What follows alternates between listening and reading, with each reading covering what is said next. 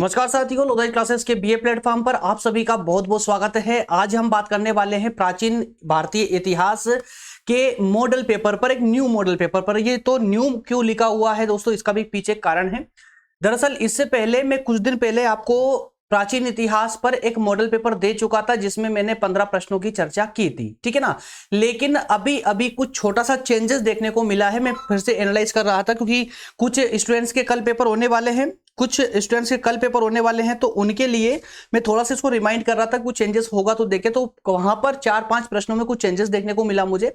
इसलिए मैं फिर से एक बार और इस सीरीज को लेकर के आया हूं। उन प्रश्नों को ऐड करके वो दूंगा आपको 15 ही प्रश्न। जो प्रश्न निरर्थक थे उनको हटा दिया है और जो नए प्रश्न थे, जो आवश्यक और इंपॉर्टेंट थे, उनको यहां पर जोड़ दिया है।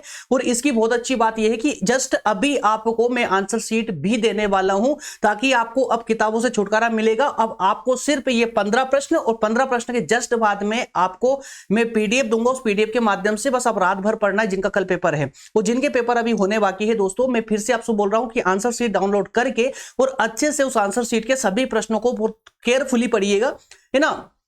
आपका पेपर बहुत ही शानदार जाने वाला है, ये मान के चलिएगा बस। चलिए तो शुरू करते हैं अपना आज का सेशन, प्राचीन इतिहास। अच्छा, आगे बढ़े उससे पहले मैं नए जो छात्र हैं उनको फिर से एक बार याद दिला दूं दोस्तों, इसी प्लेटफॉर्म की प्लेलिस्ट को आपको एक बार विजिट करना है। यदि आप चाहते हैं कि आपके सिलेबस के जितने भी सब्जेक्ट है वो सभी सब्जेक्ट विस्तार से यदि पढ़ना चाहते हैं आप, चाहे आप बीए फर्स्ट ईयर में हो, सेकेंड ईयर में हो या थर्ड ईयर में हो, तीनों ईयर की आप देख पा रहे हैं लिस्ट, लंबी लिस्ट है सब्जेक्टों की, जो आपको निशुल्क रूप से बिना कोई पैसा दिए, बिना कोई चार्ज दिए आप विस्तार से पढ़ सकते हैं। साथ में उनके नोट्स भी डाउनलोड कर सकते हैं ताकि उनका रिवीजन आप लगा पाए आसानी से। चलिए अब बात करते हैं हम अपने उन 15 प्रश्नों की।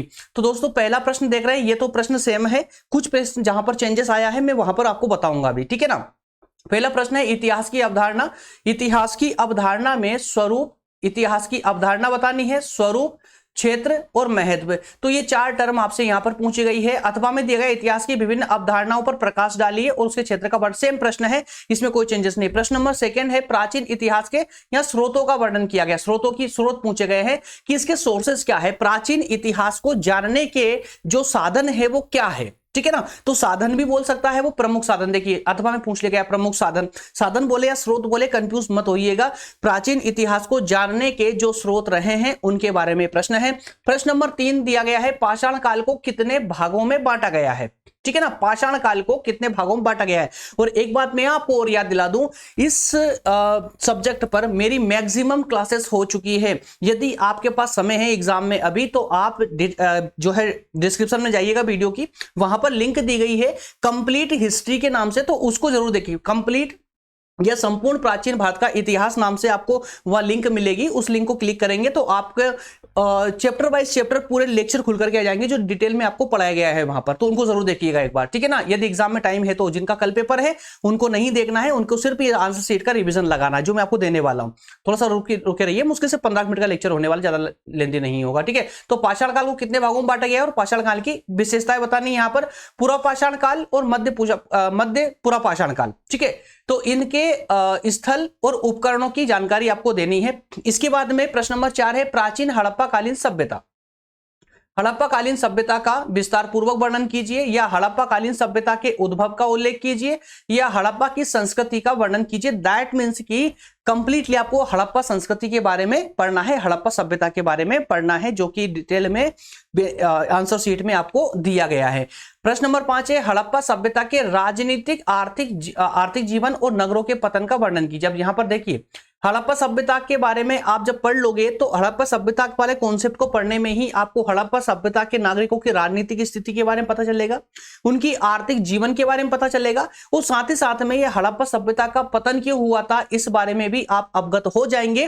तो यहां एक्स्ट्रा नहीं पढ़ना पड़ेगा आपको, तो इस प्रश्न का आंसर भी आपको वहीं से मिल जाएगा। प्रश्न नंबर 6 है वैदिक काल के राजनीति, सामाजिक, धार्मिक जीवन का वर्णन कीजिए, ठीक है ना। तो वैदिक काल के जो निवासी थे या लोग, जो व्यक्ति थे, वैदिक काल के मनुष्यों का राजनीतिक जीवन कैसा था, सामाजिक जीवन कैसा था और धार्मिक जीवन कैसा था, ये डिटेल में आपको बताना है। प्रश्न नंबर 6, तो ये प्रश्न नंबर 6 जो है दोस्तों, ये चेंजेस हुआ है, ये न्यू प्रश्न है आपका, ये न्यू प्रश्न है, ध्यान रखिए। पहले ये प्रश्न पहले वाले मॉडल पेपर में ये प्रश्न नहीं था, इसको ऐड किया गया है।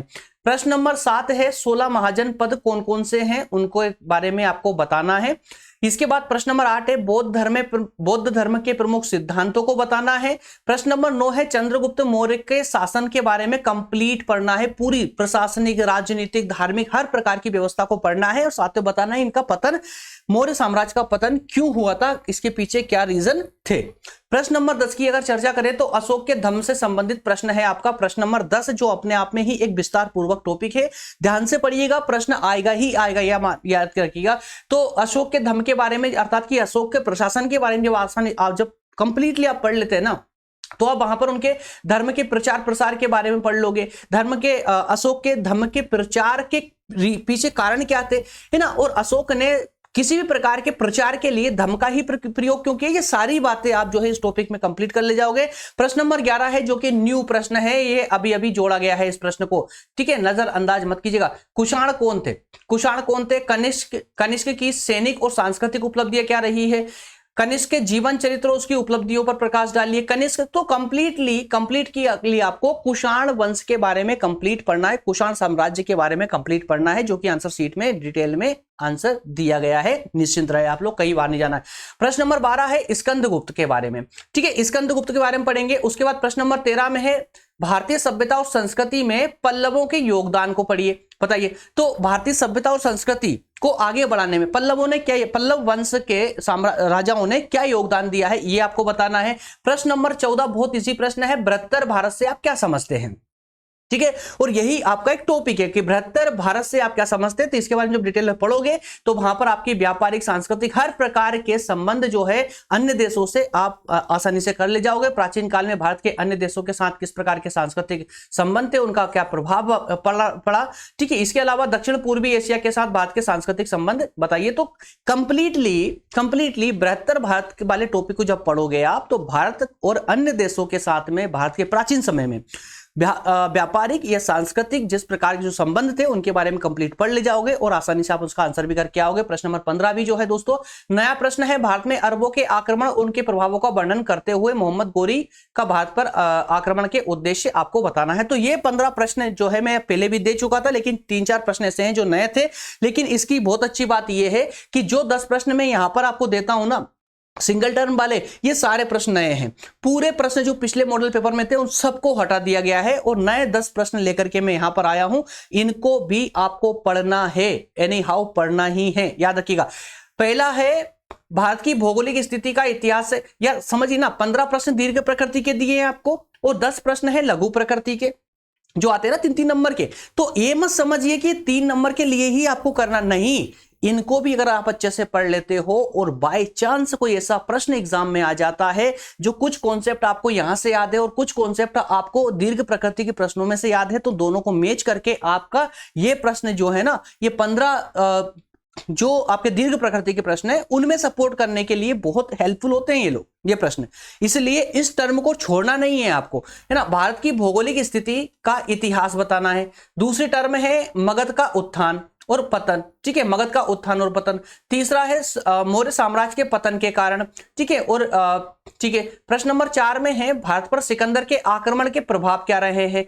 इसके बाद समुद्रगुप्त को भारत का नेपोलियन क्यों कहा जाता है, हर्षवर्धन की उपलब्धियां क्या रही है, ठीक है। और 3-4 टर्म आपकी ये रही, राजपूतों की उत्पत्ति संबंधी कोई सिद्धांत बताइए, या भारतीय संस्कृति के विदेशों में फैलने के कारण बताइए, या भारत पर अरब आक्रमण के प्रभाव क्या रहे थे, और भारत पर तुर्क आक्रमण का पूर्वार्ध बताइए, मतलब वही प्रभाव बताइए, उससे पहले की स्थिति क्या रही थी। तो ये 10 प्रश्न ये रहे हैं। अब सवाल उठता है कि आपको आंसर शीट मिलेगी कहां से। तो दोस्तों घबराने की जरूरत नहीं है, आंसर शीट वगैरह सब कुछ आपको लेक्चर के डिस्क्रिप्शन में आपको जाना है। डिस्क्रिप्शन में जो नए छात्र हैं जिनको नहीं पता कि डिस्क्रिप्शन में जाना भी कैसे होता है, तो उनको मैं आपको थोड़ा सा बता दूं। डिस्क्रिप्शन के लिए करना कुछ नहीं है आपको, भाई क्या बात है यार, हाँ ठीक है।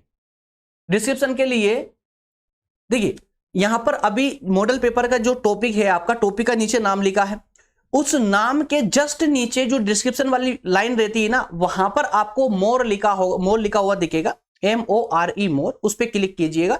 कुछ लाइनें खुल करके आएगी, उसके बाद जस्ट बाद में फिर से मोर दिखेगा आपको, फिर से क्लिक करना, मतलब 2 टाइम क्लिक करना है मोर पे, तो आप डिस्क्रिप्शन में कंप्लीटली एंट्री कर जाओगे। वहां पर सारी लिंक दी गई है, आंसर शीट की भी लिंक मिलेगी, मॉडल पेपर के 15 प्रश्नों की भी लिंक मिलेगी। इसके अलावा कंप्लीट या संपूर्ण प्राचीन इतिहास के लेक्चरों की लिंक भी मिलेगी और उन लेक्चरों के अंदर उनके नोट्स की लिंक मिल जाएगी। इस सब के अलावा और भी महत्वपूर्ण जो सब्जेक्ट हैं हमारे, उन सब की लिंक आपको वीडियो के डिस्क्रिप्शन में मिल जाती है। इसके अलावा एक छोटा सा चेंजेस आया है दोस्तों, ये यदि कोई आपको लिंक चाहिए पर्सनली तो आप व्हाट्सएप नंबर ये दिख रहे हैं आपको, लेकिन अब जिस प्रकार से टेलीग्राम पर चैनल था हमारा लोधाजी क्लासेस, इसी प्रकार का अब व्हाट्सएप पर भी चैनल आ चुका है। रीजन क्या है, मैं थोड़ा सा रीजन बता दूं ताकि फटाफट क्लास को कंप्लीट करें, है ना। 10 मिनट ज्यादा नहीं हुए, 10-11 मिनट ही हुए भी क्लास को। देखिए उसके पीछे कारण ये है, व्हाट्सएप ग्रुप को हम बंद करने वाले हैं। व्हाट्सएप ग्रुप बंद करने का कारण ये है कि वहां थोड़ा सा सिक्योरिटी रीजन से भी बंद करना पड़ रहा है, क्योंकि नंबर स्पष्ट हो जाते हैं, ठीक है। तो वहां पर कुछ बालिकाएं परेशान रहती है।